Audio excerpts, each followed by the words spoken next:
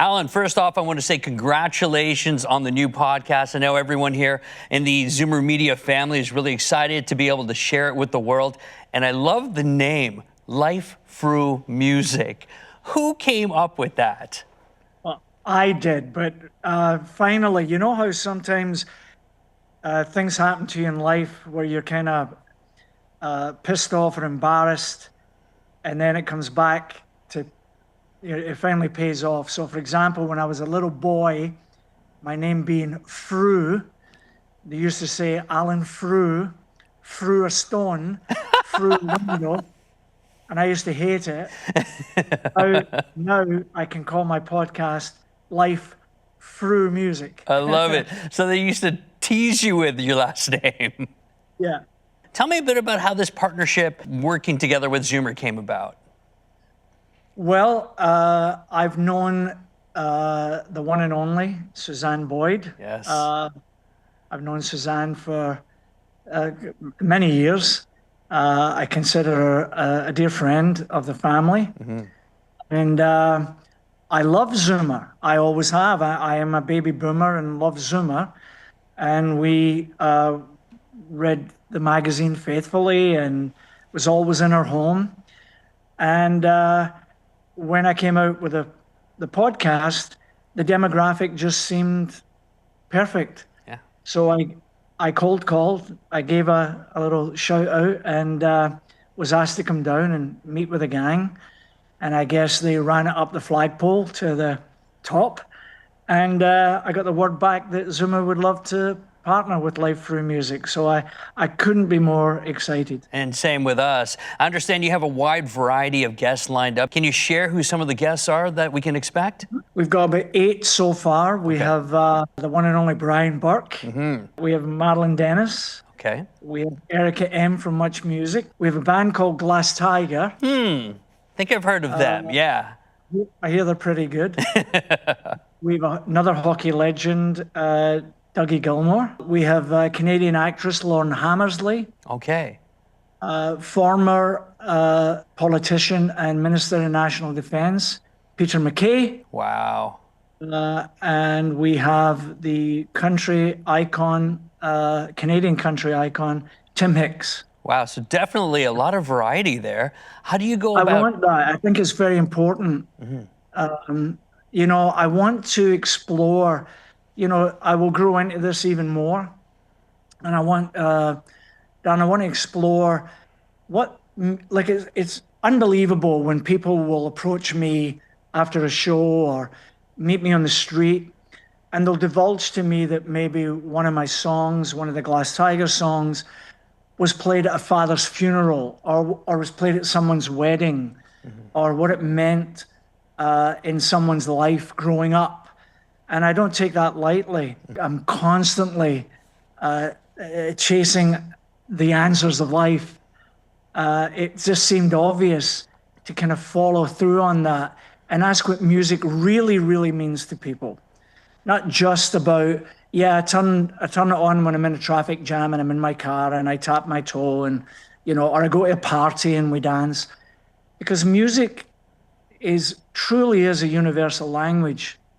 When we grow into this, I remember I was getting an operation one time and the surgeon was blasting music right before they put me to sleep. What music? Is he playing Glass Tiger? Yeah. No way. Yeah. That's so cool. And he said, no, I do this, you know, I blast music all the time. I had a dear friend that I lost. He was terminally ill. And I remember sitting with him one-on-one. This is before the podcast, but just chatting. And he was telling me what music meant to him, knowing that he was going to leave this world. And that's how far I want to take it. Mm-hmm. You know, in another lifetime, I was a registered nurse and I worked with a lot of terminally ill patients. And so I remember singing to them and what it always meant to me and what it meant to them. So I would like to grow into that, where it's not just, you know, what we pretend to be celebrities. Mm-hmm. I'll expand as I grow. So when you have your guests on your show, are you talking to them a lot about what their musical tastes are and what they care about? Is music a big part of the show? Well, the two major questions, one I like to fire at them is give me the state of the union, the state of the world, the condition of what we're witnessing day by day, according to Brian Burke or Dougie Gilmore or whomever I'm talking to. And then the other main question is, what does music really, really, really mean to you? The rest is freeform. Nice. I don't want to read up on them and study them. I want to meet them as if we were just getting to know each other, sitting in a restaurant, standing at a bar, whatever, and we're just having a free-form chat. How do you choose your guests, Alan? I've begun with people who I consider contemporaries or friends or connective tissue through my over 40 years in this business. There are many people in the wings that fit that bill as well. But once again, as we grow and maybe including my partnership with Zoomer, we'll explore all kinds of potential guests and grow again together with that. Now, well, speaking of guests, if you had the ability to choose anyone, who would be your top three that you could get on the phone right away or in person over to the villa there in Italy with you to chat? Well, I think the first and foremost would be Paul McCartney. I had the pleasure of meeting Paul briefly, but we met and we chatted and he was delightful. Boy, that's a great question. I haven't even thought. I wouldn't mind talking to our Prime Minister. Okay. To see what the hell's going on. Yeah, that would be a great episode for sure. Yeah, I'd like to ask some serious questions. I've always been a kind of closet actor. I probably want to, maybe someone like Meryl Streep or George Clooney or someone who's almost a lifetime within the business of acting. I love that. Those are three great choices, and they're all very different. You know, so that gives you a perfect sense of like what people can kind of expect from your show. A little bit of everything. Yeah, I want to make it diverse. Mr. Moses Znaimer would make a hell of a guest. I'll tell you that. I think that one's going to happen for sure. We should definitely do that. That would be fabulous. Well, you know, some of the people that you have already in the can got their career started through him. Through Much Music, through City TV. Oh, sure. I mean, Much Music was like a second home to Glass Tiger. You know, people kind of equated us as what Duran was to MTV, Glass Tiger was to Much Music. Like there was about a 4, 5, 6 year period where coming down to that, that iconic building was like a second home. The good old days, back when Moses was in charge. I mean, you're talking about what your music and your songs mean to people. I know the moment I hear Don't Forget Me When I'm Gone or Someday or Thin Red Line, any of those big hits, I remember high school. I remember Much Music. I remember it being on all the time.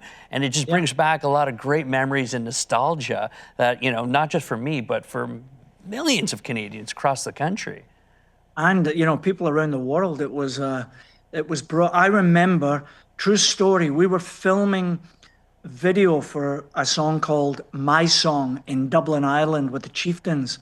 And the poor director, Don Allen, every time he said cut, one of us would head to a pub. And I remember going all on my own into this tiny little Irish pub in Dublin. And there was a little guy, and he was covered in coal and soot. He'd just come from the coal mines.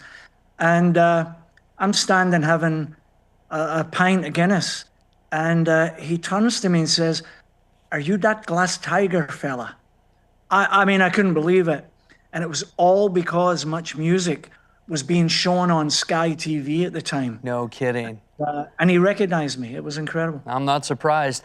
You know, you mentioned the pint of Guinness there, and one thing, I got a bit of a sneak peek at one of your episodes, and one of the little classic touches I like that you've got on set there is you both, whoever you're talking to, you're sharing a pint of Guinness there, right? Yeah, yeah, yeah. Not all of them, but in some of them. And if they would take a pint of Guinness, it would be on all of them. Yeah, Berkey had no problem taking a pint of Guinness. I'm sure it looked like he enjoyed it, but you know, I actually paid attention to how much was left at the end of that interview, and I'm surprised. There was a lot of talking, a little bit less drinking, so that was good. That was a good sign. But then again, that's also more fun too, because you don't know.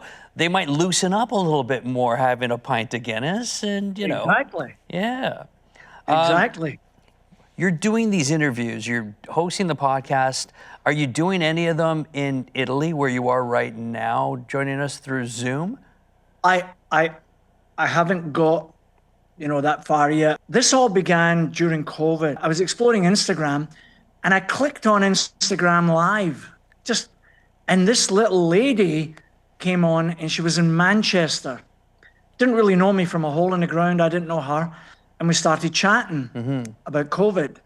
And then some Glass Tiger / Alan Frew fans must have seen that I was live.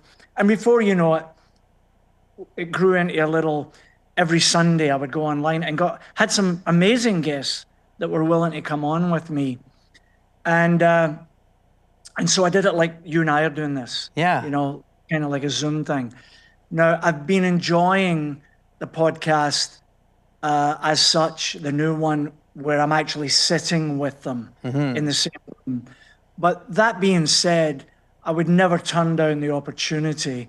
I've got some guests in the wings that if they were willing to come on with me, similar to what you and I are doing right now, then I would absolutely do it. Now, this is also a very special year for Glass Tiger. This is your 40th anniversary of your debut album. I think it actually came out in like a week's time. One of the fastest selling albums in Canadian history. You sold over 5 million copies. You've got two of like the songs that people always remember, Someday and Don't Forget Me When I'm Gone. You guys are, I hear, doing a big celebration this year. We didn't do that sort of traditional, okay, let's pick 25 dates and let's just go across Canada on the Thin Red Line tour, and that's it. We've chosen, again, it's a little more diverse, like we're going on an 80s Caribbean cruise. Oh, cool. And then we're doing a casino run. And then we're doing an acoustic run out west. And then there's summer festivals. There's a couple of things I don't want to mention just yet because I don't want to jinx them, but there's a couple of bands have been mentioned that we might match up with in the fall and do some stuff. So it's a little bit more diverse. Certainly looking forward to it. The Caribbean cruise thing, they've asked me to do that for several years and I kept turning it down. That sounds fantastic. Can you get me on that boat? Can you hook me up? Yeah, it's an 80s cruise. I think there's about 15 80s acts on the cruise. Oh, cool. Okay, who else? I know there's Nile Rodgers. I know there's Orchestral Maneuvers in the Dark. The lead singer from Poison. Can you believe it's been 40 years since you put out that album? No, in the same way that you thought you blinked your eyes and you went from high school listening to Don't Forget Me When I'm Gone to sitting here chatting with me today. We're all on this roller coaster and it sure goes fast.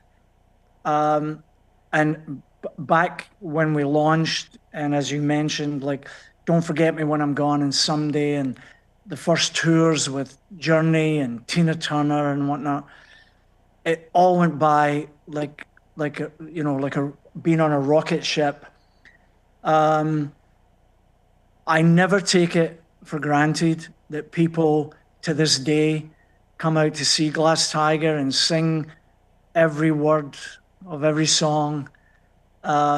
We have some of the greatest fans in the world. and they're so loyal. And what's really great, Darren, is that I ask an audience of all of you out there, whether it's just a couple of thousand people, or whether we did a show with Rod Stewart recently, there's 100,000. I ask them, how many people, show your hands, how many people have seen Glass Tiger before? And maybe only about a third of the audience, maybe a little more, put their hand up. You're kidding. No, and then of that, I say, of those of you who put your hand up, how many saw us in 1986? Boom, the hands go down.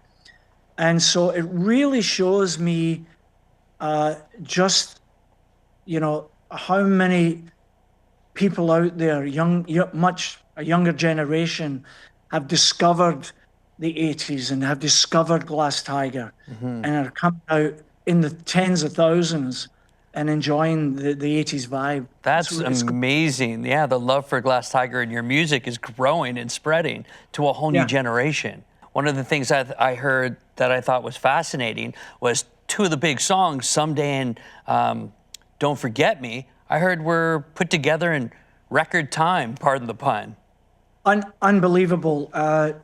The legendary Jim Vallance, who's a Canadian songwriter and producer. He's better known as the songwriting partner of Bryan Adams, all the classic Bryan hits. Jim produced the first album, and so he invited us to take a stab at writing with him. So Al Connolly, Sam Reed, and myself, we went to Vancouver. He picked us up at the airport. On the drive in, we just getting to know him. And on the drive in, he asked us, who are you listening to these days? And we mentioned a few albums, and he stopped at Sam the Record Man and picked them up. And we went to his house. We're having a cup of tea. And we're listening. And all of a sudden, Tears for Fears come on. And it was Everybody Wants to Rule the World, which is known as a shuffle beat. Everybody, everybody He wants to, yeah. Right. And so Jim went, shuffle beat. And he went to the drum machine, got a little shuffle beat going. Al Connolly, ding, ding, ding on a guitar. And I immediately, as a verse, went, don't forget me when I'm gone. And Jim went, love that. Let's take that and hold it. I went, okay, I don't know why. So then we kept working, and then I come up with You Take My Breath Away, worked on the verse a little bit, and then got a melody for a chorus, and Jim said, let's bring that great line back. And I went, don't forget me when I'm gone. Love it. And so we worked on that. And then Al Connolly and Sam, they were smokers at the time. No longer, but they were then. So they went for a long walk to have a cigarette. They leave Vallance and yours truly alone. And Vallance is messing around on the keyboard, chugga, chugga, chugga, chugga. And I go, when I come home, you telephone. When I come home, that's all I had. And Jim said, incredible. That. And so the boys come back. We fought, and we wrote Don't Forget Me When I'm Gone and Someday on the very first session, writing session with Jim Vallance. And then cut to the chase, Don't Forget Me When I'm Gone wins Single of the Year. Yeah. And a year later on the same album, wins. Someday. Had never been done before in history of Canadian music. Unbelievable. Did you have any idea that it was going to resonate with people like that in, 40 years later, be celebrated? I knew they were good.